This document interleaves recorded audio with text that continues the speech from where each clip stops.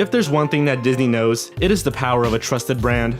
Aside from shelling out billions of dollars to purchase the powerhouse Star Wars and Marvel Cinematic Universe franchises, Disney has long had a relationship with Pixar, which became a subsidiary in 2006. But if you're not Disney and cannot rely on your vast stable of original characters across multiple properties and platforms, it doesn't mean you can't still cash in. Just enlist the services of a questionable animation house, change up a few details, and release your own thinly veiled ripoff.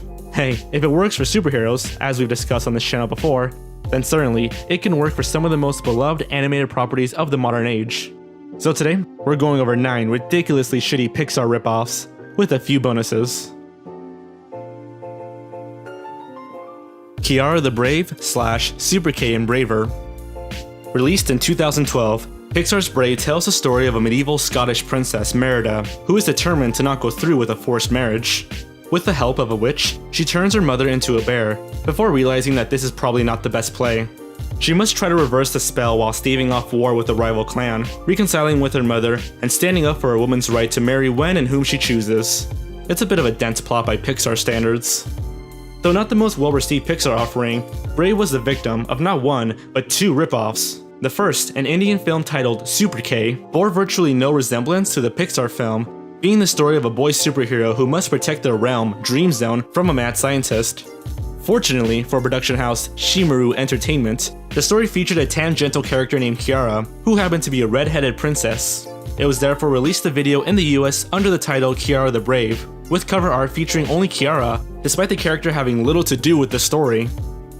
British studio Brightspark went the more direct route, with their direct-to-video feature Braver, which is a very similar story with a near-identical title that we are shocked did not inspire a lawsuit from its cover art alone. Despite this obviously CGI-influenced cover art, the film itself is a 2D traditional animated affair, which actually looks more like a ripoff of the traditional Disney style. Disney went so far as to threaten legal action against Brightspark, but so far, nothing has happened. A Cars Life / The Little Cars. The Cars franchise has long been somewhat of a black sheep of the Pixar family, with serviceable animation and less in the way of storytelling chops and emotional depth than the studio's usual release. Nevertheless, the series has likewise been plundered by more than one shoddy animation house looking to make a quick buck. First up is A Cars Life, a title which you may recognize as a mashup of 2 different Pixar properties, all the better for maximum confusion on the part of overworked parents. With animation barely worthy of an in-house animatic and voice acting that can be charitably described as gas leeches. Gas leeches. Amateurish, A Cars Life roughly apes the plot of the Pixar film while looking and sounding a magnitude crappier. Perhaps because all the CGI looks pretty much the same to infants and small toddlers, the movie was successful enough to spawn 2 even crappier sequels of its own. Next, we have the first but certainly not the last appearance from notorious Brazilian animation house Video Brinquedo, which traffics regularly in blatant ripoffs, apparently rendered on the oldest, cheapest computers they could possibly find. The Little Cars similarly regurgitates Pixar's story while somehow manages to fall short of the more superior ripoffs, let alone the original in terms of quality. Oh no, even my niece gets overheated! Despite the bargain basement aesthetic, the film became inexplicably popular in Brazil, spawning no less than 5 sequels. Are you kidding me? Ratatouille. Speaking of Video Brinquedo, Ratatouille has the distinction of possibly being the absolute worst film on their universally crappy roster. It is obviously meant to be a ripoff of the Pixar movie Ratatouille, but it doesn't even get that right. Rather than being a mouse assistant to a human chef as in the original film, the title character of Ratatouille is simply a mouse who owns a restaurant, cooking for other mice. Won't you please offer the chef my usual compliments for tonight's exquisite dinner? It's marvelous! And remember, my Oscar has a very... The plots involve some kind of plan to steal his recipes, but you likely won't even make it that far to care, due to the blinding headache caused by the flagrantly terrible animation.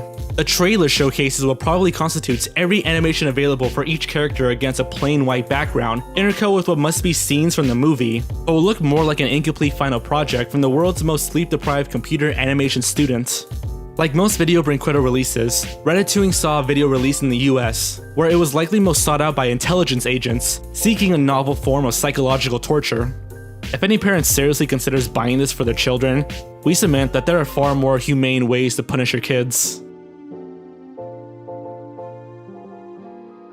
Wings. Tonight on Wings! Who cares? If Cars is the black sheep of the Pixar family, then Planes is the uncle in prison. Though it was originally scheduled for a direct-to-DVD release, the spin-off of Pixar's least loved series got a 2013 theatrical release and turned a healthy enough profit to inspire Lionsgate, a somewhat reputable studio, to dip their toes into the mockbuster pool with their own ripoff, Wings. It is hands down the Ferrari of animated mockbusters, meaning that the animation, while certainly not approaching Pixar, doesn't suck quite as badly as one might expect from the ripoff of Planes, for crying out loud. The surprisingly professional and coherent voice acting is even supplied by some recognizable talents such as Hilary Duff and Rob Schneider. Note that we did not say you'd recognize them in a good way, given its recognizable if comparatively cheap corporate sheen and largely forgotten source material. It's safe to say that Wings may very well be the only mockbuster in existence that could legitimately be mistaken for the real thing. What's up? Balloon to the rescue.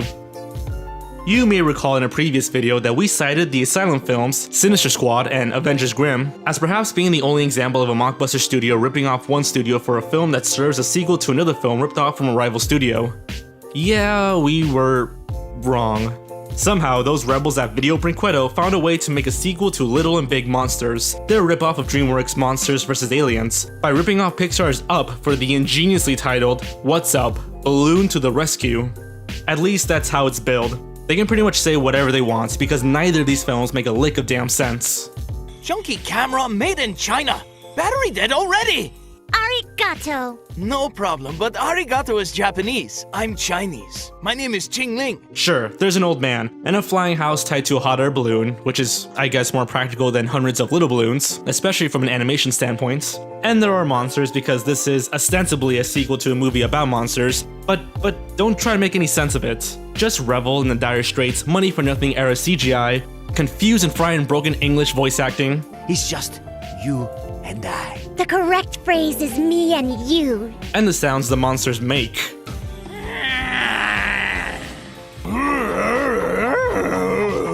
Up may have a heartfelt and emotional story, great characters, and brilliant animation, but it doesn't have that. Sharkbait.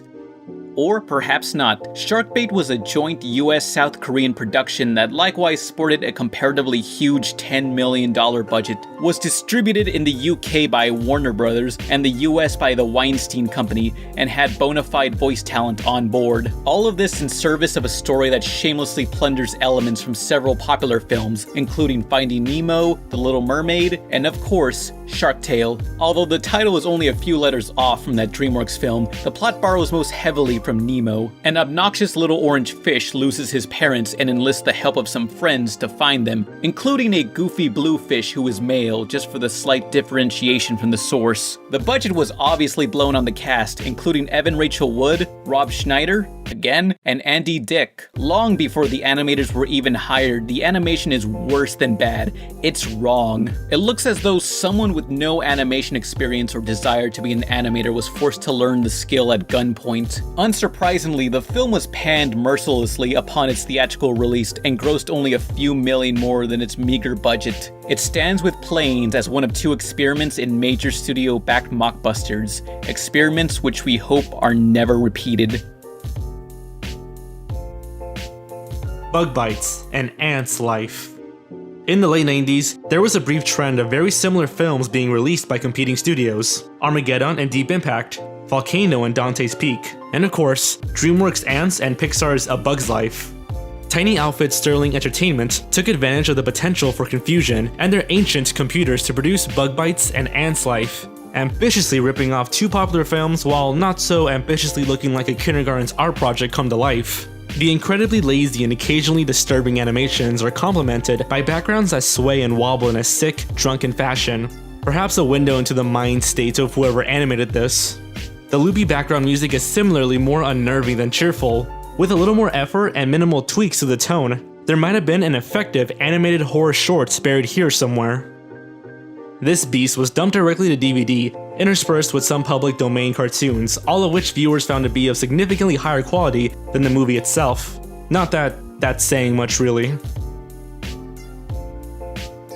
Tiny robots. If you squint, you can see how the character designs in Video Brinquedo's magnum opus Tiny Robots kinda resemble those of the robots in Wall-E. The Pixar film's characters were reasonably simple by their standards, and it appears as though the animators behind Tiny Robots put some effort into making their designs similarly clean and futuristic. Well, make that all of their effort because it's obvious that none was applied anywhere else. The backgrounds, simplistic as they are, can seem to flicker and waver even in parts of the trailer, which we have to assume use the most polished scenes. The human characters look like vague blobs, and the villain appears to have been loosely modeled on a Darth Vader action figure that must have been lying around the studio. It is impossible to ascertain the plot from the trailer, even though it tries very hard. Unfortunately, the IMDb page is of no help. Or is it? The apparently official plot description reads simply, quote, "This is a shitty movie about a dumb thing," unquote. Toys, aka Toy's Story. Finally, we managed to dig up a ripoff of Pixar's first ever feature by impressively prolific German mockbuster studio Dingo Pictures. Toys, also known as Toy's Story for the grammatically challenged, presents the adventures of some talking toys lost out of town. We think. Our German isn't that great. But to confuse this train wreck for its source material, one would have to be not only deaf, but blind as well. To call the animation bottom shelf would be an insult to bottom shelves everywhere and everything on them. The hastily drawn characters and clunky animations are reused over and over, and the producers seem to have relied solely on artists who have been in coma since the 1970s. This animation style lends a surreal, disjointed feel to the proceedings that the rapid-fire, unintelligible dialogue, for English speakers anyways, does nothing to help. Dingo Pictures are notorious for reusing many of the same backgrounds and character animations, not only within the same film, but in all of their films. So if you like the vibe of Toys, we encourage you to check out the rest of their catalog, and would like to inquire out of pure curiosity what the hell drugs you're on.